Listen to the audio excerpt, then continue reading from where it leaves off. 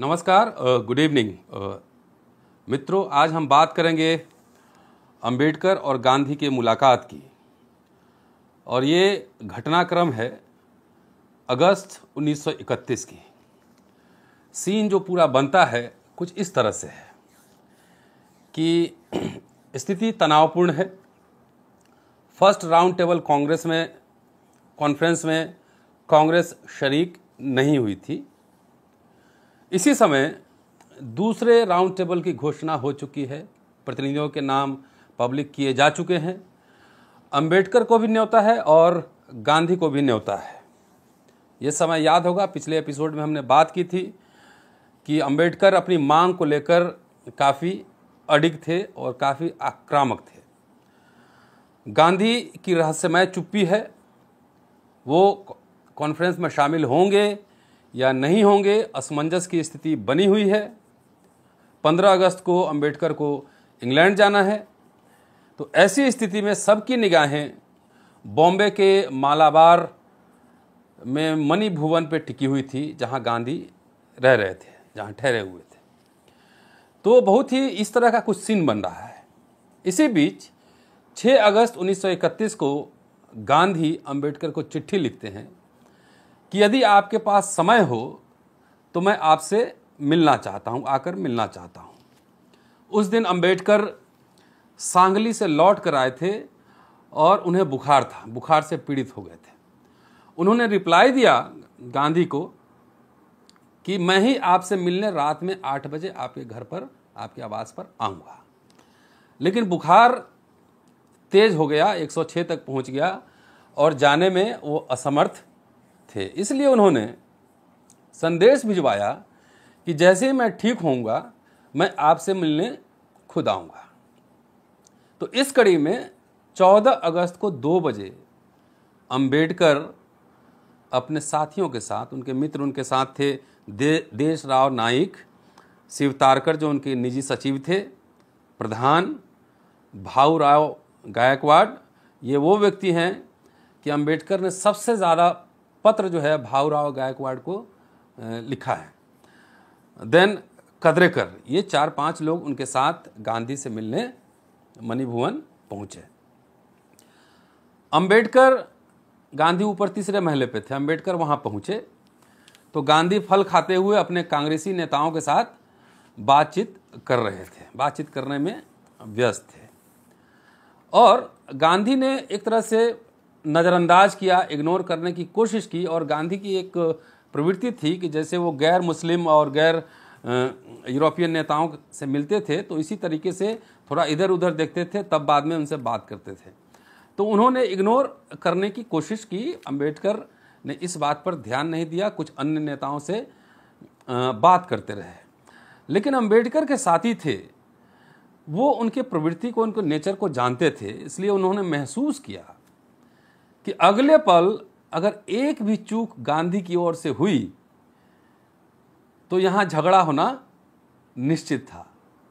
इसी पल गांधी ने अंबेडकर की ओर देखा और औपचारिकता के बाद सीधा मुद्दे की बात, काम की बात शुरू हुई। उस समय मन की बात नहीं था, काम ही की बात होती थी। काम की बात शुरू हुई। गांधी ने सवाल पूछा, हाँ डॉक्टर, इस विषय में आपको क्या कहना है? अंबेडकर रिप्लाइड, उन्होंने जवाब दिया कि आपने बुलाया है, आप कहिए, अन्यथा आप सवाल पूछिए, तब हम जवाब देंगे। तो गांधी ने फिर कहा, यह प्रश्नोत्तरी है तो थोड़ा ध्यान, थोड़ा आनंद लेके इसको सुना जाना चाहिए। तो गांधी ने देखते हुए, अंबेडकर की ओर देखते हुए कहा कि मैं समझता हूं कि आपको मुझसे और कांग्रेस से कुछ शिकायत है। मैं आपको कहना चाहता हूं कि आपके जन्म से पहले से मैं अस्पृश्यों की समस्याओं के बारे में सोचता हूं।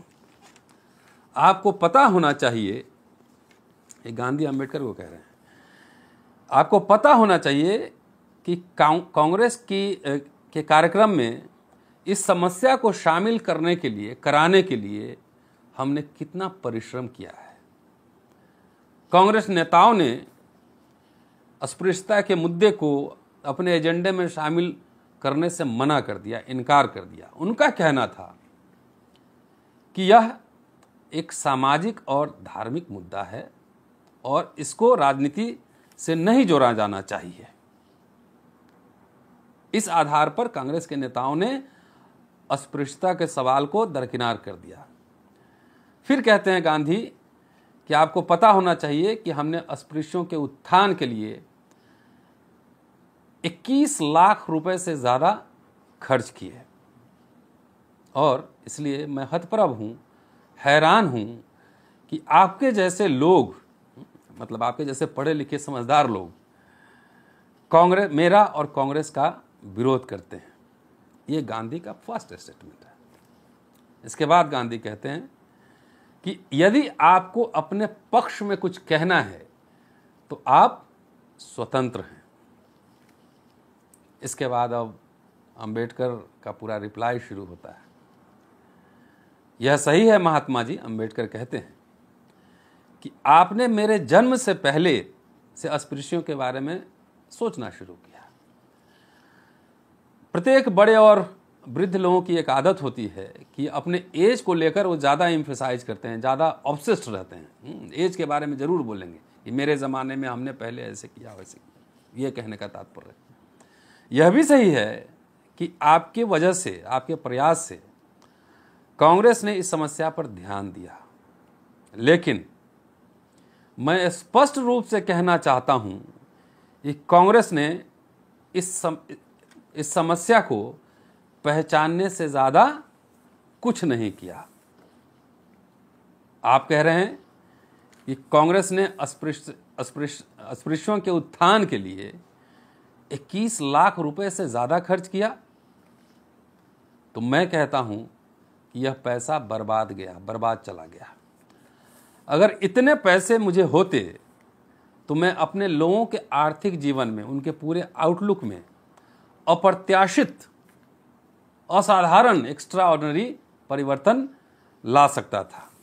और इस कार्यक्रम के लिए आपको मुझे पहले से मिलना चाहिए था। मैं आपको बताना चाहता हूं, अंबेडकर आगे कहते हैं, कांग्रेस अपने काम को लेकर गंभीर नहीं है। यह इस बात से पता लगता है कि जिस तरीके से कांग्रेस में शामिल होने की शर्त कांग्रेस में शामिल होने की शर्त खद्दर पहनना था, उसी तरीके से अगर अस्पृश्यता को शर्त रख दिया जाता कि कांग्रेसी आप तभी बनेंगे जब आप अस्पृश्यता के सिद्धांत में और व्यवहार में विश्वास नहीं करेंगे, तब ईमानदारी होती है। शर्त आप रख सकते थे, कांग्रेस की ओर से रखा जा सकता था। आप कह रहे हैं, आप कह सकते हैं, ये लंबी चर्चा है, बीच बीच में मैं थोड़ा समराइज करके चल रहा हूं। आप कह सकते हैं कि कांग्रेस को शक्ति चाहिए, शक्ति की जरूरत है, इसलिए ऐसी शर्त नहीं लगा सकते। शक्ति का मतलब है कि अगर अनटचेबिलिटी को आप कंडीशन बना देंगे तो बाकी सारे लोग हैं वो भाग जाएंगे, आपके साथ नहीं आएंगे। ये उनका अर्थ है यहाँ पे। यदि आप ऐसा कहते हैं तब मेरी राय है कि कांग्रेस सिद्धांत से ज़्यादा शक्ति में विश्वास करती है, शक्ति को महत्व देती है। आपके और कांग्रेस के खिलाफ मेरा यही चार्ज है कि the difference between theory and practice, theory and practice. आप कहेंगे कि ब्रिटिश हुकूमत ने हृदय परिवर्तन नहीं दिखलाया हमारे प्रति, तो मैं कहूँगा कि हिंदुओं ने भी हृदय परिवर्तन नहीं दिखलाया। और जब तक इस समस्या पर वे अडिग हैं, मतलब अस्पृश्यता के सवाल पर अडिग हैं, इसका निराकरण नहीं करते हैं, तब तक हम लोग न तो हिंदू और न किसी कांग्रेस पर विश्वास करेंगे, न तो हिंदू पर विश्वास करेंगे, न कांग्रेसी नेताओं पर विश्वास करेंगे। कहते हैं, we believe in self help and self respect, we believe in self help and self respect. हम लोग किसी बड़े नेताओं और महात्माओं पर विश्वास करने के लिए तैयार नहीं है। यही कड़वा सत्य है और यही मैं बोलता हूं। कांग्रेस क्यों हमारे आंदोलन का विरोध करती है और मुझे देशद्रोही ट्रेटर समझती है। कुछ देर रुकने के बाद अम्बेडकर बोलते हैं, Mahatma ji, I have no homeland, कि हमारा कोई देश, कोई होमलैंड नहीं है। Then Gandhi replied, you have got a homeland, you have got a homeland. और कहते हैं कि राउंड टेबल कॉन्फ्रेंस के रिपोर्ट से हमें पता चला है कि आप एक पक्के, एक कट्टर देशभक्त हैं। This is what Gandhi replied. Ambedkar फिर लंबा जवाब देते हैं। वो कहते हैं कि yes, I have got homeland, फिर भी हम बगैर देश के हैं। मैं इस देश को, इस देश के धर्म को अपना कैसे कह सकता हूं जहां हमारी स्थिति कुत्ते बिल्ली से भी बदतर है। हमें पानी तक नहीं पीने दिया जा सकता है, हम पानी भी नहीं ले सकते। आत्मस्वाभिमान वाला कोई भी व्यक्ति इस सिद्धांत को नहीं मानेगा। हम पर किए गए अत्याचार और शोषण भयावह है। जाने अनजाने इस देश के प्रति हम लॉयल नहीं हुए, तो यह मेरी जिम्मेदारी नहीं है, इस देश के लोगों की जिम्मेदारी है। देशद्रोही कहे जाने में मैं कोई शर्म महसूस नहीं करता। आजकल देशद्रोही बहुत चर्चा में है, गाहे बेगाहे जिसको जो मन है वो सर्टिफिकेट बांटता फिरता है कि कहते हैं स्पष्ट, जैसे आज अगर आप ह्यूमन राइट्स की बात कर दीजिए, दलित बैकवर्ड की बात कर दीजिए, सेकुलरिज्म की बात कर दीजिए, तो तुरंत सर्टिफिकेट लेके पहुंच जाता है लोग। वो कहते हैं कि देशद्रोही कहे जाने में मैं शर्म महसूस नहीं करता, क्योंकि अगर मैं ऐसा लोग मुझे समझते हैं तो इसकी जिम्मेदारी इस देश के लोगों की है। यदि मैंने देशभक्त की तरह कोई देश की कोई सेवा की है, जैसा कि आप कह रहे हैं राउंड टेबल कॉन्फ्रेंस के संदर्भ में, कि यदि मैंने कोई सेवा की है तो यह कोई देशभक्ति के कारण नहीं, यह मैंने अपने आंतरिक चेतना की वजह से की है। सदियों से सताए हुए लोगों के मानवीय अधिकारों के लिए यदि मैं प्रयास करते हुए इस देश के लिए कोई डिससर्विस कर जाऊं, यदि मैं प्रयास करूं और जाने अनजाने कोई ऐसा लगे कि मैंने डिससर्विस कर दी, तो यह कोई पाप नहीं है। He was quite clear in his mind कि यह कोई पाप नहीं है।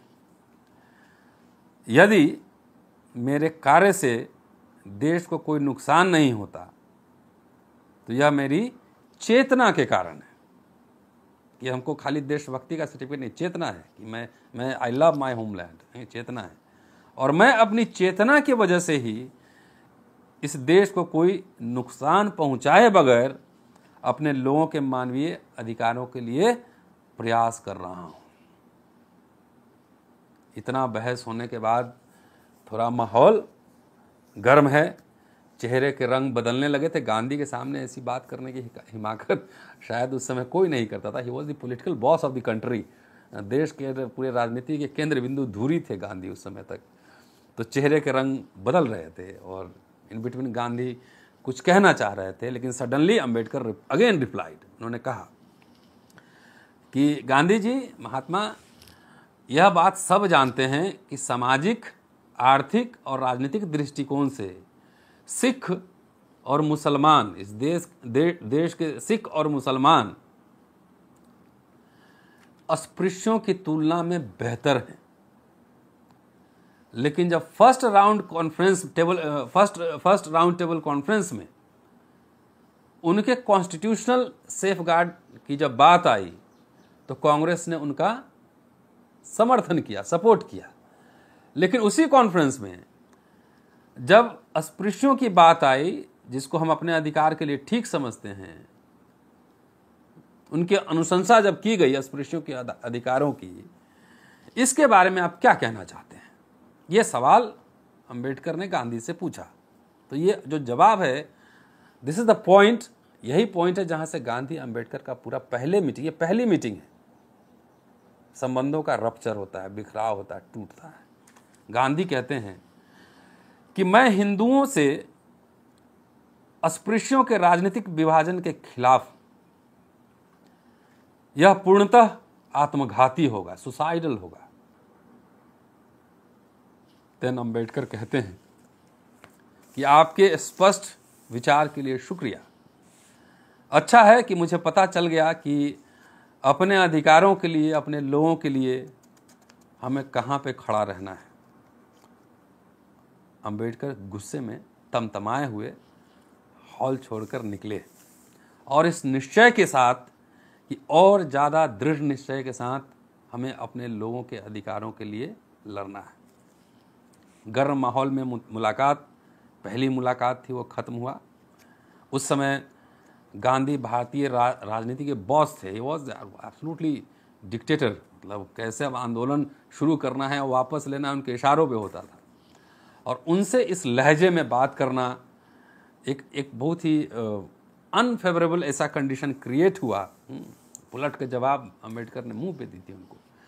ऐसा कंडीशन क्रिएट हुआ जिससे कि परमानेंट बिटरनेस, गांधी और अंबेडकर के संबंधों में परमानेंट बिटरनेस आया। ये लेकिन एक बात यहाँ बहुत दिलचस्प सूचना मुझे मिली और मैंने पहले भी लिखा था कि सेकेंड राउंड टेबल कॉन्फ्रेंस में जब तक गांधी लंदन नहीं पहुंचे तब तक गांधी यही समझते रहे कि अंबेडकर कोई अस्पृश्य नहीं है, कोई नौजवान ब्राह्मण है जिसकी गहरी दिलचस्पी अस्पृश्यों के उद्धार में है। ये उनकी अंडरस्टैंडिंग थी। बाद में उनको पता लगा कि अंबेडकर शायद उस मीटिंग के बाद, उनके घर में मीटिंग के बाद या कभी पता लगा होगा। बहरहाल पूरा संवाद असफल रहा और अगले दिन अंबेडकर 15 अगस्त 1931 को निकले लंदन के लिए। लंदन जाते वक्त उन्होंने टाइम्स ऑफ इंडिया को इंटरव्यू दिया और इस इंटरव्यू में उन्होंने कहा इस मीटिंग के बारे में, वो दिलचस्प है। वो कहते हैं, what can a poor Mahatma do when the whole country believes in untouchability? एक निर्धन महात्मा क्या कर सकता है जब पूरा देश ही अस्पृश्यता को मानता है। आज के एपिसोड में इतना ही और कल या आज शाम रात एक एजुकेशन पे कोशिश करूँगा, नहीं तो नेक्स्ट एपिसोड कि सेकंड राउंड टेबल कॉन्फ्रेंस में क्या क्या हुआ, क्या क्या बहसें हुई और क्या रिजल्ट आया, और फिर उसके बाद लगातार ये सीरीज चलाने की कोशिश करूँगा। साथियों, ये जो बात हमने कही अंबेडकर गांधी मुलाकात की, इसको जानने के लिए आप देख सकते हैं वॉल्यूम 17 पार्ट 1 पेज 51-56। ये 5-6 पेज का है, उसमें आप डिटेल्स में देख सकते हैं और उसी वॉल्यूम में आगे जाएंगे तो और भी मटेरियल इससे संबंधित मिलेगा। साथियों, शुक्रिया और जय भीम। और मुझे लगता है कि अगर ये प्रोग्राम ठीक लग रहा है, ये बहुत मेहनत का काम है, तो कम से कम आप इसको व्हाट्सएप पर शेयर करना ना भूलें, लोगों को देखना, सुनाना और दिखलाना ना भूलें। ज़्यादा ज़्यादा शेयर करें, लाइक करें, पसंद करें इसको और बटन दबाएं। अगले एपिसोड में फिर मुलाकात होगी। तब तक कीप वॉचिंग लाल की क्लास, अंबेडकर नामा। Thank you.